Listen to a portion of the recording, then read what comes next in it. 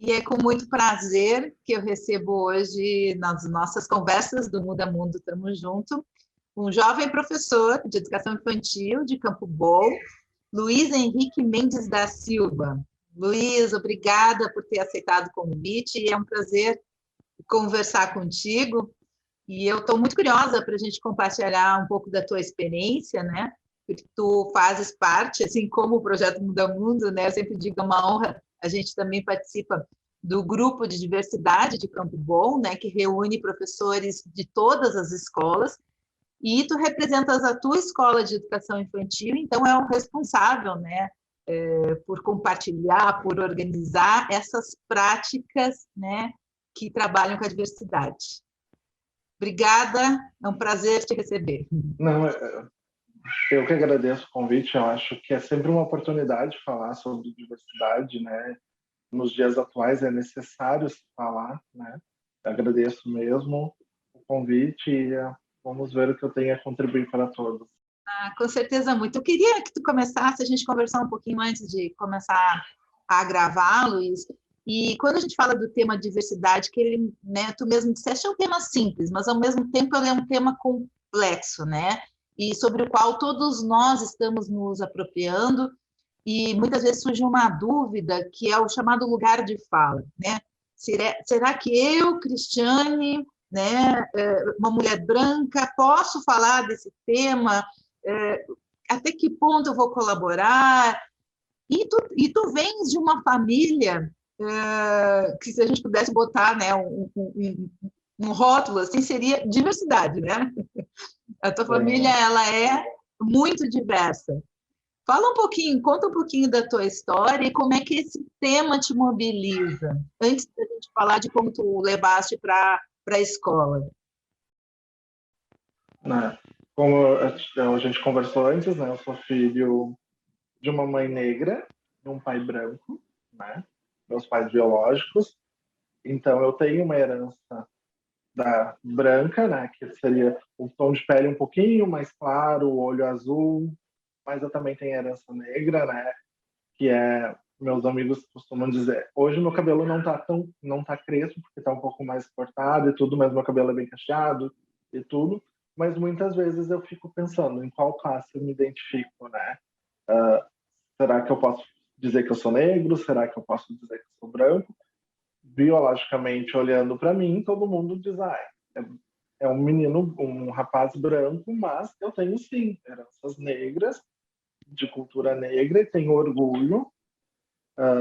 Muitas vezes me dói, né? Apesar de não sofrer um preconceito como as pessoas negras sofrem diariamente, me dói ver eles passar por isso, né?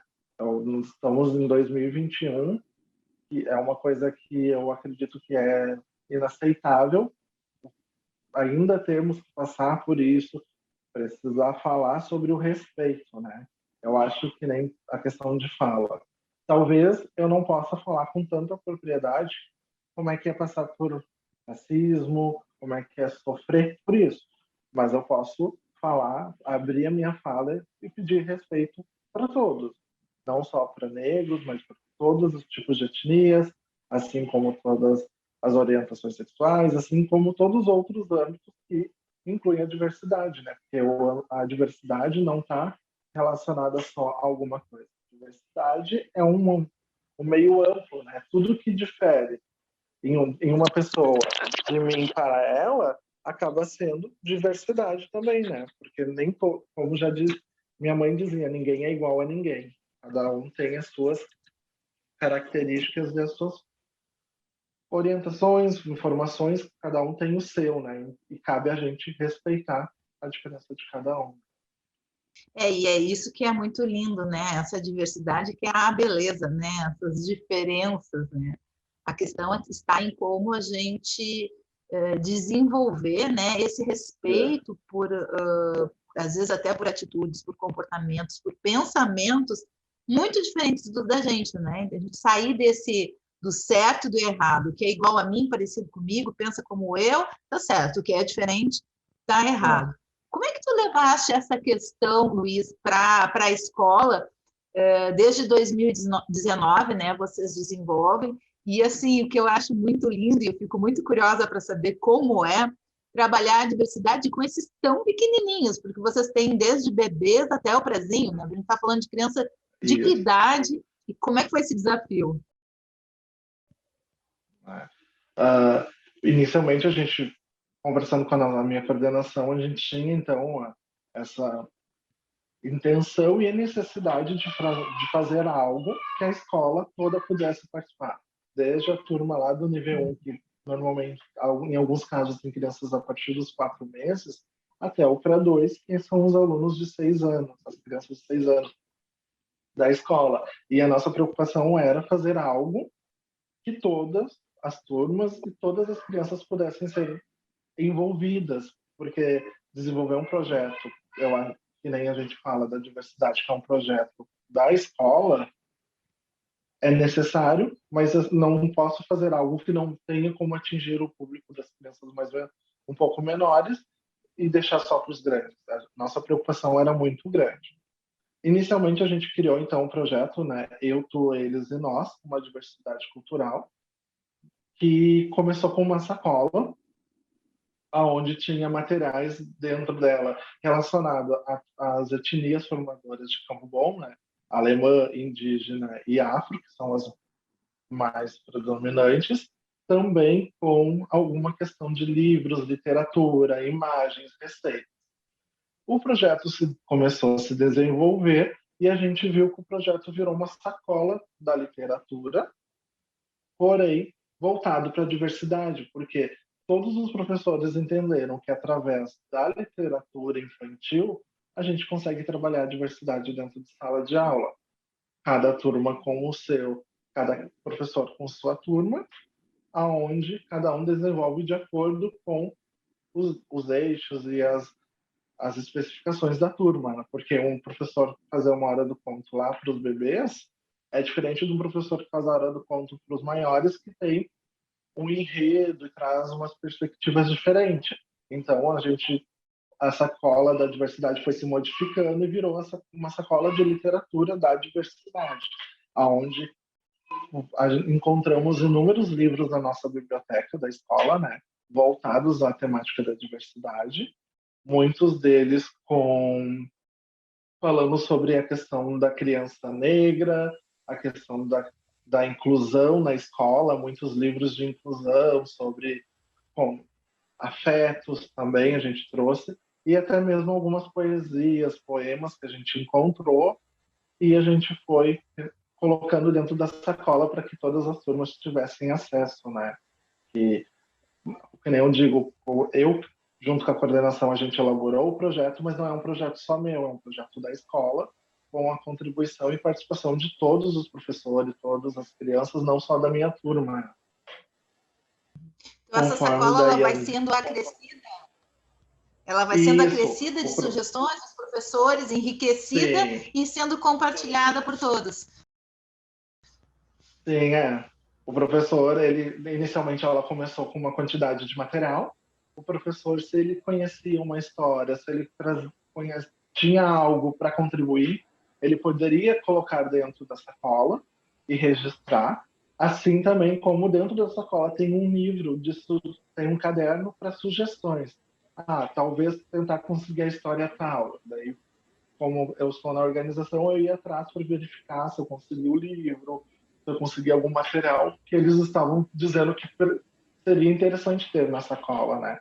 Porque a visão de um professor do nível 1 é diferente da minha visão lá, do que eu acho que seria uma contribuição boa para as crianças, né? A gente pensa sempre na criança, em trazer algo para a criança significativo, né? Que ela compreenda e possa vivenciar essa questão de diversidade, né? Luiz, a gente, graças a Deus, a gente vê uma ampliação, né? Há alguns anos havia muito pouco material, né, disponível, né? Quando a gente falava em literatura, a maior parte dos livros né, eram os protagonistas, os heróis, os príncipes, as princesas, né, todas brancas e tal. Agora a gente vê, né, um aumento não só de livros sobre a temática da cultura afro-brasileira e indígena, mas também de autores, né, afro-brasileiros e autores indígenas, o que eu acho muito maravilhoso, né, porque enriquece. Eu, na minha infância, não tive acesso a esse tipo de obra, né? Como é que tu está vendo esse movimento assim? Também está ampliando na sacola de vocês esses autores afro-brasileiros e indígenas?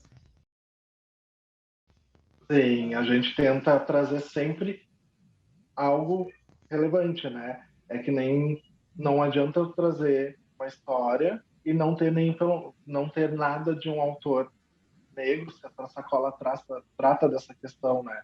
Então a gente está sempre procurando porque também são representações, né? A criança negra pode se identificar através um escritor negro. É uma coisa difícil de tu. Era muito difícil de tu. Eu digo na minha infância e ali quando estive no ensino fundamental, de eu ter representações de pessoas que realmente me representavam, porque era sempre um padrão, né? Tu assistia, tu via um livro, que nem tu disse, era personagens só brancos, né? Então tu pensa, esse é o padrão, e trazer essas representações de pessoas importantes, né? Até mesmo conversar com eles, sobre alguém que está na televisão, que não seja o padrão que graças a Deus está sendo quebrado até mesmo na televisão, que é uma coisa que as crianças em casa assistem bastante.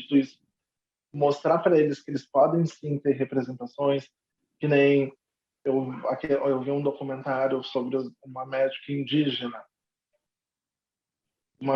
Quando a gente ia ver uma médica indígena sendo médica, né? Quebrando barreiras e tudo. Eu acho que isso é importante para a formação dessas crianças, né?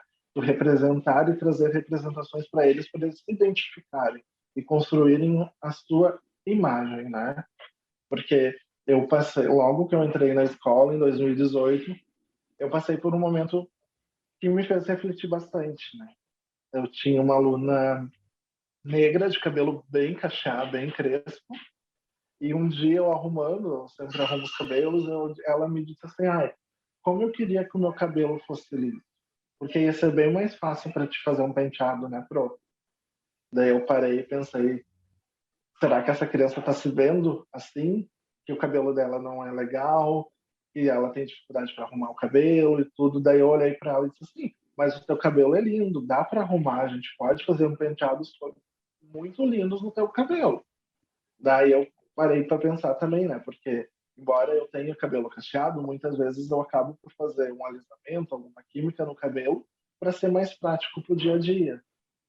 E depois ali eu fiquei 2 anos praticamente sem fazer nada no meu cabelo, não passar química, porque eu acho que eu tendo um cabelo crespo e assumindo o meu cabelo crespo, eu posso estar representando algo para essa criança, mostrando que a imagem que ela tem dela pode ser uma imagem boa, independente do tipo de cabelo, independente de cor e tudo, né? Foi uma questão que me bateu bastante de frente, assim, porque eu pensei, eu poderia estar mostrando o meu cabelo para ela, que é cacheado e crespo, para ela se aceitar um pouco melhor, né? E isso era uma criança de 5 para 6 anos. Então, tu pensa que para ela, nessa idade, já estava assim, imagina, talvez quando for um pouco maior, que vai entender um pouco melhor essa questão. Espero ter Importância de contribuído um trabalhar pouco para ela, né? e como tu disseste, desde os pequenininhos, né? Porque e criando uma representação positiva, e tu estava falando e eu estava pensando, Luiz, e até uma possibilidade de sonhar, né? Quando a gente vê um indígena, uma indígena médica, um indígena mestre, doutor, né? Eu que sou indígena, médica, eu também posso ser advogada, eu posso ser o que eu quiser, né? Então é uma representação que começa desde pequenininho positiva, né? Eu me vejo nesses espaços, eu me vejo na escola, eu me vejo nos livros, eu me vejo nas profissões. Muito bacana esse trabalho E eu acho que já deve dar alguns resultados, né? O que tu já colhe de resultados nesses 2, 3 anos trabalhando com essa sacola da diversidade? Sim. Eu percebi que as crianças, elas, que era uma questão que eu tinha sobre a questão do lápis tom de pele. O lápis que vem na caixinha convencional não é um tom de pele. É um rosa claro, não é o tom de pele de ninguém, na verdade. E eu passei a ter comigo sempre a giz de cera de tons de peles diferenciados. Eu fui atrás para comprar uma caixa de lápis de cor só de tons de pele para trazer para essas crianças, para elas que elas se entendam e se compreendam quem elas são, a identidade delas, construam a identidade delas através do que elas se veem, não do convencional, né? Eu acho que isso a gente está conseguindo mudar, a aceitação, eles entenderem que cada um tem a sua diferença, não só na cor, mas também na qualquer outro tipo de estrutura. Tem que se trabalhar, eu acho, com as crianças, e eles estão conseguindo compreender que a família, eu, pode ser diferente uma da outra, mas é necessário ter o respeito, né? Então, que nem dessa menina, depois que a gente começou a incentivar ela com a questão do cabelo e tudo, ela passou a ouvir um sorriso nela, né? Então, todos os dias eu procurava fazer um penteado diferente, alguma coisa para mostrar para ela que o cabelo dela é fácil de lidar, é bonito, para ela se sentir melhor, né? E isso são coisas que a gente está conseguindo, né? Através da sacola, também nós trazemos dentro da sacola a questão de afeto, né? Que hoje nós vivemos um momento que o afeto é algo que está transformando vidas, né? A pandemia ela veio para nos mostrar que a afetividade é importante, né? E a afetividade na educação infantil eu acho que é algo primordial, é o principal, é o básico, e cada vez mais a gente está mostrando que é necessário ter esse afeto, esse carinho um pelo outro, cuidar de si para poder cuidar do outro também, né? É um dos nossos grandes aprendizados, né? Talvez dessa pandemia, são esses valores, né, Luiz? A importância da colaboração, do respeito, do cuidado, do coletivo, né? Porque não adianta eu cuidar só de mim, eu tenho que cuidar do outro, cuidando de mim, eu cuido do outro. Como a gente é interdependente, eu espero, sinceramente, que esses valores saiam fortalecidos, né? De tudo isso acabar, um dia vai, não sei quando, mas um dia vai. Sim. Esperamos tudo em breve. Também. Luiz, me conta, eu tenho feito, eu tenho um privilégio, né, que é associar a minha atividade profissional, eu trabalho com projetos sociais e culturais, e o Muda Mundo é o chefe, é o projeto que a gente desenvolve há mais tempo, mas eu desenvolvo também outros projetos e eu tenho o privilégio de, em todos eles, sempre ter uma etapa de valorização ou de contribuição com o professor, né? Porque eu, de coração, acredito que essa é a minha missão, né? Contribuir, nem que seja um pouquinho, com uma atividade que é super importante, que ela, sim, é que vai mudar o mundo, que é o professor, especialmente por meio do seu exemplo, né? Daquilo que ele pode sinalizar para a criança como uma possibilidade de mundo, né, de valores, de respeito, de integridade e tal. Ao longo desse tempo que eu trabalho com professores, nas oficinas presenciais, que a gente vai fazer em Campo Bom, se Deus quiser, né? Quero te conhecer pessoalmente. Agora, nas entrevistas que a gente, nessas conversas, né? Não são entrevistas, são conversas que a gente vem fazendo durante a pandemia para acolher o professor, 99,9% das vezes são mulheres, né? Então, ainda é uma atividade, basicamente, nas oficinas, às vezes tem um ou outro professor. E eu fico muito feliz quando eu vejo um jovem professor, né? Porque eu acho que diversidade é importante, né? E também porque um jovem apostando nessa atividade que, apesar de eu concordar, e tu também, de que é a mais importante no mundo, é pouco valorizada. Como é que foi essa escolha para ti? Como é que foi na tua família quando tu disse, Você é professor. Eu eu fiz magistério, né? Eu lembro que os meus pais sempre me incentivaram muito sobre a questão de estudar. Tá? Então, quando iria para o ensino médio, meus pais me chamaram, tiveram uma conversa e, assim, a gente queria que tu fizesse alguma coisa, não só o ensino médio, talvez um curso técnico, um ensino médio, alguma coisa. Daí eu disse, tenho algumas possibilidades. Eu cheguei a prestar inscrição para um curso técnico de química e eu disse para minha mãe, eu vou me inscrever também para fazer magistério. Minha mãe disse, sim, tu tem certeza? Eu disse, sim, é uma coisa que eu sempre quis, porém é uma coisa que eu sempre pensei, será que vou, será que não? Mas no início a minha família não, não digo que não concordou, achava que teriam outras possibilidades, né? Mas com o tempo eles foram se aprimorando essa questão, foram aceitando, né? Como tu disse, a educação hoje, o professor é um pouco desvalorizado, né? E a maior, eu penso que a maior preocupação dos meus pais e da família é: será que ele vai se dar bem? Será que como vai ser o futuro de um professor num país que a profissão não é tão valorizada, né? Consegui mostrar para meus pais que era o que eu realmente queria, que era algo que estava além de mim, né? Eu acho que o ser professor para mim veio, não, eu acho que por mais que eu tivesse ido para outra área, eu ia acabar voltando para a área da educação, porque é algo que eu sempre gostei, sempre tive muito interesse. Então, eles hoje compreendem, né? Aceitam. A minha mãe, eu lembro da minha mãe e do meu pai na minha formatura do magistério. Foi a primeira vez que eu vi meu pai chorar. Né? Então, para mim, eu vi que ele entendeu que aquilo era importante e a partir dali ele me incentivou cada vez mais. Né? Então, é algo que eu tenho, assim, eu digo, eu fiz algo certo e estou conseguindo dar orgulho, né, para os meus pais nesse sentido. E contribui também para que teus alunos e outras crianças vejam, eu também posso, né? Uma representação, eu também posso ser professor. Isso é muito bacana. Exatamente.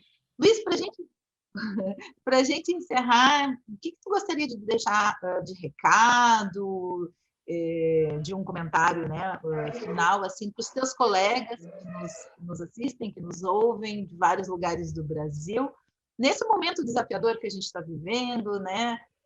Não sei, qual seria o teu recado? Eu acho que a gente tem que sim se pôr no lugar dos outros, ter empatia principalmente pelo outro. Às vezes a dor do outro pode ser a minha dor, só que é uma intensidade diferente. Mas eu acho que nós estamos num momento onde a gente precisa realmente se colocar no lugar do outro e aprender que a diferença e a singularidade de cada um é o que faz cada pessoa especial. Eu acho que trabalhar a diversidade, por mais que seja algo que é considerado necessário e importante, a gente muitas vezes tem medo e receio de estar pecando em acreditar, consegue trazer a sua fala, trazer a sua experiência e mostrar para os demais que é possível, através de uma forma leve e sutil, né? Também. E se a gente errar, não tem problema, né, Luiz? Somos humanos, a gente erra e o erro faz parte da aprendizagem. É importante lembrar que o errar faz parte da aprendizagem. A gente aprende errando. Com certeza. É quando a gente mais aprende. Luiz, foi um prazer muito grande conversar contigo. Muito obrigada pela tua participação. A gente segue em contato ali no nosso grupo da diversidade e com certeza em breve, eu espero, rezo todos os dias, em breve a gente também possa se conhecer pessoalmente nas oficinas que a Mundo vai realizar aqui em Campo Bom e eu quero poder te abraçar. Sim. Eu agradeço o convite, né, em poder participar e falar um pouquinho sobre um tema importante para mim, né, também. Eu acho que, espero sim também que possamos logo estar juntos, né, presencialmente, possamos dar um abraço, que é uma coisa que hoje está fazendo falta, né, mas eu que agradeço também a oportunidade de falar Obrigada. sobre algo importante para mim. Importante para nós todos, Luiz, pode ter certeza. Muito obrigada.